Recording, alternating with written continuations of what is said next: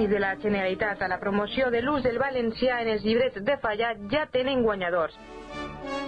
El secretari autonòmic d'Educació i Formació, Manuel Tomàs, junt a la fallera major de València, Estefania López, van ser els encarregats d'entregar-los en esta edició número 23, on han participat 115 comissions falleres de distints municipis de la Comunitat Valenciana. Com cada any, la nit del pròxim dijous 9 de març, dia de Sant Josep, les falles desapareixeran convertides en flames i cendra davall del foc que tot purifica.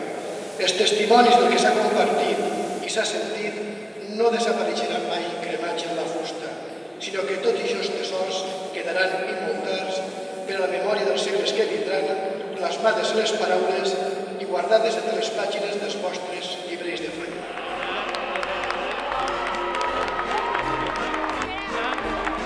El primer premi ha recaigut en la falla Plaça de la Malva d'Alzira, el segon se l'ha portat la falla Port de la localitat de Silla i el tercer premi l'ha obtingut la falla Penya el Mocador de Sagunt. Els 62 premis estan dotats d'un total de 30.150 euros. La gran diversitat d'estil, la presentació, la creativitat, l'enginy, la gràcia dels textos, l'originalitat, la difusió dels llibrets i la publicitat en valencià són factors que s'han tingut en compte a l'hora de valorar els llibrets.